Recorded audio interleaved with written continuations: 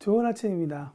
2월 7일 월요일, 오늘도 한 번도 살아보지 못한 하루가 열렸습니다. 하나님께서 우리에게 이 하루를 살아갈 수 있도록 힘주시고 또 우리의 삶을 인도해 주시리라 믿습니다. 오늘도 말씀과 동행하며 그 하나님을 경험하는 우리의 하루가 되었으면 좋겠습니다. 사도신경으로 우리의 신앙을 고백합시다. 전능하사 천지를 만드신 하나님 아버지를 내가 믿사오며 그 외아들 우리 주 예수 그리스도를 믿사오니 이는 성령으로 잉태하사 동정녀 마리아에게 나시고 본디오 빌라도에게 고난을 받으사 십자가에 못 박혀 죽으시고 장사한 지 사흘 만에 죽은 자 가운데서 다시 살아나시며 하늘에 오르사 전능하신 하나님 우편에 앉아 계시다가 저리로서 산자와 죽은 자를 심판하러 오시리라. 성령을 믿사오며 거룩한 공예와 성도가 서로 교통하는 것과 죄를 사하여 주시는 것과 몸이 다시 사는 것과 영원히 사는 것을 믿사옵나이다. 아멘. 오늘 우리가 함께 나눌 말씀은 사도행전 4장인데요. 말씀 전체를 다 읽을 수는 없어서 함께 몇 절만 읽어보도록 하겠습니다. 5절부터 10절에 있는 말씀입니다. 이튿날 관리들과 장로들과 서기관들이 예루살렘에 모였는데 대제사장 안나스와 가야바와 요한과 알렉산더와 및 대제사장의 문중리 다 참여하여 사도들을 가운데 세우고 묻되 너희가 무슨 권세와 누구의 이름으로 이 일을 행하였느냐. 이에 베드로가 성령이 충만하여 이르되 백성들의 관리들과 장로들아 만일 병자에게 행한 착한 일에 대하여 이 사람이 어떻게 구원을 받았느냐고 오늘 우리에게 질문한다면 너희와 모든 이스라엘 백성들은 알라. 너희가 십자가에 못 박고 하나님이 죽은 자 가운데서 살리신 나사렛 예수 그리스도의 이름으로 이 사람이 건강하게 되어 너희 앞에 섰느니라. 아멘. 한 구절 더 보겠는데요. 32절부터 마지막 37절까지입니다. 믿는 무리가 한 마음과 한 뜻이 되어 모든 물건을 서로 통용하고 자기 재물을 조금이라도 자기의 것이라 하는 이가 하나도 없더라. 사도들이 큰 권능으로 주 예수의 부활을 증언하니 무리가 큰 은혜를 받아 그 중에 가난한 사람이 없으니 이는 밭과 집 있는 자는 팔아 그 판 것의 값을 가져다가 사도들의 발 앞에 두매 그들이 각 사람의 필요를 따라 나누어 줌이라. 아멘. 오늘 말씀 듣기 전에 사도행전 4장 들어보셨죠? 오늘 사도행전 4장을 나누어준 송다정 자매님께 감사를 드립니다. 매일 아침에 이렇게 성도님들의 목소리를 듣고 또 그것을 편집하면서 성경으로 읽고 하면서 저에게 참 요즘 이것이 은혜구나 라는 것을 좀 생각하게 됩니다. 그러면서 제 마음 가운데 있는 고민은 내가 배우고 느끼고 경험한 것을 어떻게 적용할까 하게 되는 것이죠. 오늘 그 적용에 대한 두 가지 도전이 오늘 본문 가운데 있게 되어서 함께 나눠보고 싶습니다. 오늘 본문 말씀 전체를 읽으면서 성령이 충만할 때 우리에게 나타나는 현상이 이 두 단어 가운데 담겨 있다라는 생각을 해봅니다. 오늘 4장 전체의 내용은 6가지 정도로 정리될 수 있을 것 같습니다. 첫 번째는 베드로와 다른 사도들이 백성들 앞에서 복음을 전할 때 종교 지도자들이 그 행동이 너무나도 싫어서 밀고 하여 사도들을 감옥에 보내버리는, 갇히게 하는 사건으로 시작하게 된다는 것이죠. 그리고 지금 우리가 읽었던 말씀부터 시작해서 종교 지도자들과 로마의 관리자들 앞에서 복음을 전하는 베드로의 모습을 또 발견하게 됩니다. 베드로는 혼자 선 것이 아니라 예루살렘 성전 앞에서 오랫동안 안진뱅이로 있었던 자와 함께 일어나서 서서 그 복음을 증거하고 있죠. 또 감옥에서 추록한 후에 모인 여러 지체들과 그리스도를 대적하는 군왕들 앞에 담대하게 복음을 전하고 치유를 간구하는 기도를 하는 모습을 보게 됩니다. 이때 다시 땅이 진동하고 성령의 충만함이 사람들 가운데 있었고 그들은 담대함으로 복음을 전하게 되었다는 것이죠. 그러면서 4장은 어떻게 마무리되냐면 그 믿는 사람들이 서로의 물건을 통용하여서 가난한 사람이 없게 하였다라는 것이 전체 내용일 것입니다. 저는 이 내용들을 읽으면서 아까도 말씀드린 두 단어, 하나는 이르되라고 하는 말했다라는 단어이고요. 또 하나의 단어는 성령 충만할 때 나타나는 단어, 담대함이라는 것이죠. 오늘 본문을 결론부터 말씀드리자면, 성령 충만할 때 우리에게 나타나는 현상은 말하는 법이 이전과는 전혀 다른 모습으로 나타나게 되는 것이고, 또한 우리가 행동하기 전에 담대함이라는 것이 생기게 된다는 것이죠. 성령 충만해짐으로 인해 말함과 담대함이 변화해 된다는 것을 오늘 본문은 우리에게 말씀하고 있습니다. 아무쪼록 오늘 말씀을 읽으면서 우리의 언어와 우리의 태도가 성령 충만한 가운데 달라지기를, 그것을 통해 하나님께서 영광 받으시기를 정말 기원합니다. 사도행전 4장은 공회에서의 치열한 언어 싸움이 펼쳐지고 있는 곳이죠. 공격하는 자의 혀와 변호하는 자의 그런 진실을 말하는 자의 혀가 창과 방패가 되어서 다투고 있습니다. 읽을수록 상상이 되고 또 긴장감마저 들게 한다는 것이죠.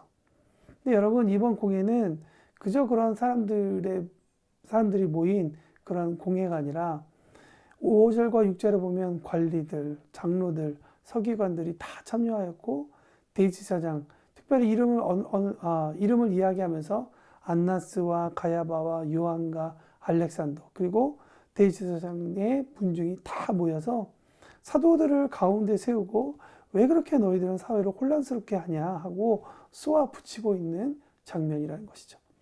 말실수 하나면 단순히 말싸움에서 지고 이렇게 끝나는 것이 아니라 정말 그들의 목숨이 달려있는 위태한 상황이라는 것이죠. 이럴 땐 무슨 말을 해야 할까요? 어떤 단어를 선택하고 어떤 강도, 어떤 말의 분위기를 만들어야 사도들은 이 위기를 잘 지나갈 수 있을까요? 이 위기 앞에서 사도 베드로의 모습이 흥미를 끌게 한다는 것이죠. 단어, 강도, 분위기를 선택해야 되는 이 시간에 8절 말씀에 보니, 이에 베드로가 성령 충만하여 이르되라고 성경은 이야기하고 있습니다. 성령 충만했다는 것이죠. 그리고 그 태도는 담대했다고 13절 우리에게 꼭 집어서 말씀하고 계십니다. 즉, 베드로는 위기의 순간에 자신이 살기 위한 그런 몸부림의 언어가 아니라 성령께서 주시는 감동, 성령님께서 말씀하시는 그 말씀에 순종하여서 그 이끄심에 따라 그가 행동했다는 것이죠. 베드로의 이 선포는 공회의 분위기를 확 바꿔버렸습니다. 추궁하던 종교 지도자들이 오히려 코너에 몰리게 되었습니다. 15절 말씀에 보면 그들도 사도들과 같이 베드로와 같이 말했다라고 이야기합니다. 다만 베드로는 성령의 충만함 가운데 말을 했다면 종교 지도자들은 성령님이 아닌 자기들끼리 모여서 끼리끼리 연합하여서 말했다라는 것이 가장 큰 차이점이라고 이야기할 수 있을 것 같습니다. 사람에게 찔림을 주거나 회개를 내가 시키려면 사실 아무것도 일어나지 않죠. 그러나 싹이 움트고 자라서 나뭇잎을 내고 꽃을 피우고 열매 맺기를 하나님께서 하실 거야 라고 믿고 흙을 파내고 그곳에 씨앗을 넣고 다시 흙을 덮는 일, 그 믿음의 일은 우리가 꼭 해야 되는 그런 부분이라고 생각합니다. 내가 아닌 성령님께서 걸으실 길을 내어드리는 것, 그것이 성령 충만한 삶의 또 다른 모습이다라고 우리가 이야기할 수 있습니다. 베드로의 이 선포는 공회의 분위기를 완전히 바꿔버렸습니다. 추궁하던 종교 지도자들이 오히려 코너에 몰리게 되었죠.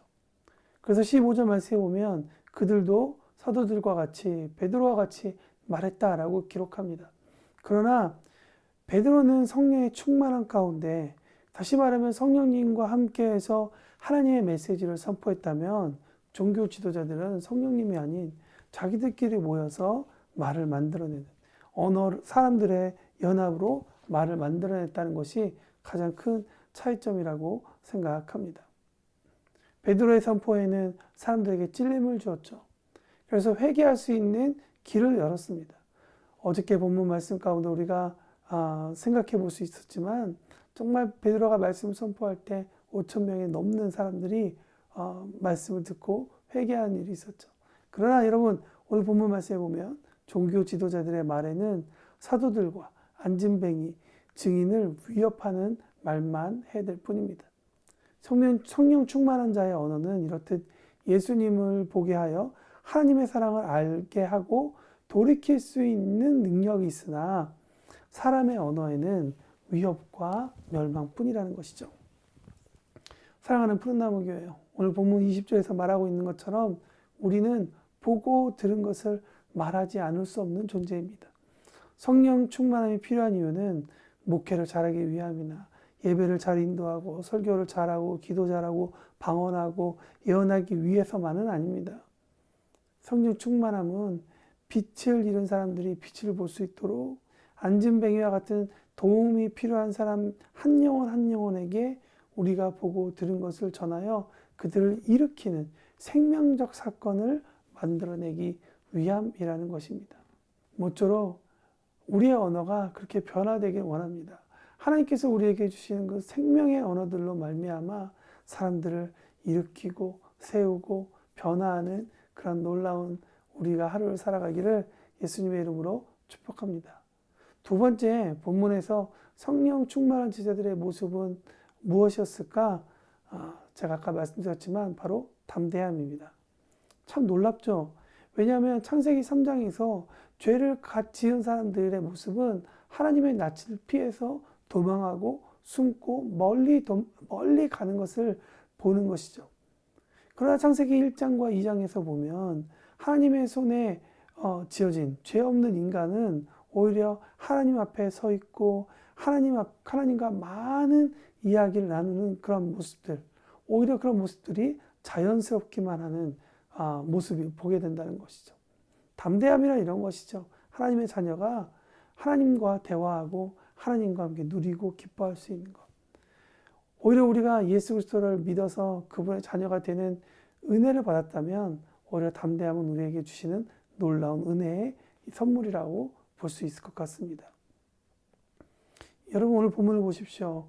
불과 얼마 전까지만 해도 예수님이 십자가를 지기 전에 잡히시던 날 밤 도망하고 3번이나 부인하고 저주하고 뿔뿔이 흩어지고 숨었던 주의 제자들이 대낮에 많은 사람들 앞에서 복음을 전하고 있는 모습을 보게 됩니다. 누가 시켜서 가능했을까요? 억지로 해서 가능했을까요? 게다가 여러분들 우리가 살펴보면 이들의 담대함에는 혀에만 있지 않았다는 것이죠. 32절에 보면 믿는 무리가 한 마음과 한 뜻이 되어 모든 물건을 서로 통용하고 자기 재물을 조금이라도 자기 것이라 하는 이가 하나도 없더라. 그 중에 가난한 사람이 없으니 이는 밭과 집이 있는 자는 팔아 그 판 것의 값을 가져다가 사도들의 발 앞에 두매 그들이 각 사람의 필요에 따라 나누어 주었다라고 이야기합니다. 참 간이 대단히 부어 있거나 아니면 정말 담대한 것 같습니다. 돈에 대해서, 성공에 대해서, 세상의 어떠한 바라봄에 대해서 눈치 보고 떠는 것이 아니라 하나님께서 주신 그 기준을 따라 그들은 말씀에 순종하여서 담대하게 그렇게 행동하고 나갔다는 것이죠.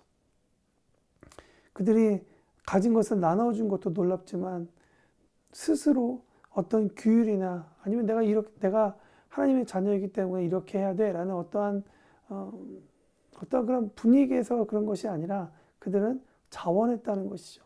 은혜가 넘쳐났기에 그 은혜를 표현했다는 것이죠. 가난한 사람들, 즉 도움이 필요한 사람들을 관심 있게 바라보았다는 것이죠. 그리고 그들의 가난을 해결하기 위해 가진 것을 자신의 땅과 자신의 노력을 기쁘게 주었다라는 것이 오늘 본문 말씀 가운데 주는 보리떡 5개와 물고기 2마리를 주님께 기쁘게 드린 이 어떤 어린아이의 모습. 그래서 5천 명의 사람들이 먹고 남은 그 놀라운 역사가 바로 여기 사도행전에도 똑같이 쓰여져 있구나. 그리고 그 사건은 우리에게까지 똑같이 이어지겠구나라는 소망을 갖게 합니다. 성령 충만함은 담대함을 줍니다. 우리의 생활 태도를 바꾸죠. 감동을 주시는 대로 행동할 수 있도록 힘을 주십니다. 손해보는 것을 두려워하지 않는 사람, 한 마음과 한 뜻을 갖기 위해 하나님을 바라보는, 그래서 이전엔 해보지도 않았고 하지 않아도 뭐라 하지도 않는 그런 행동 중심에 계신 그리스도께 순종하는 삶, 이것이 바로 신앙생활일 것입니다.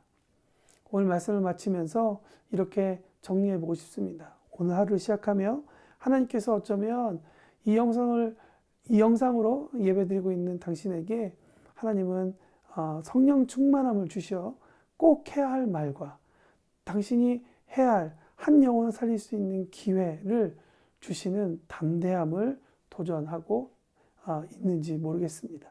오늘 우리가 성령 충만하여 그분이 이끄시는 삶으로 살아가는, 한번 살아보는 우리 모두가 되었으면 좋겠습니다. 그런 삶을 위해서 각자의 삶을 위해 기도해 주시고요. 월요일은 나라와 민족 그리고 푸른나무 교회를 위해 기도하는 날입니다. 이 땅 가운데 정말 하나님의 거룩한 생명의 언어가 많이 흘러갈 수 있도록 주님 도와주십시오. 코로나로 어렵고 지쳐있는, 또 여러 가지 사회적 분위기가 쉽지 않은 그런 시즌이지만 정말 우리 크리스찬들이라도 하나님의 말씀과 하나님의 꿈으로 살아간다면 여기서부터 빛은 비치게 될 것입니다. 그 놀라운 역사가 바로 당신의 삶을 통해 시작되기를 기대합니다. 함께 기도하며 나아가겠습니다.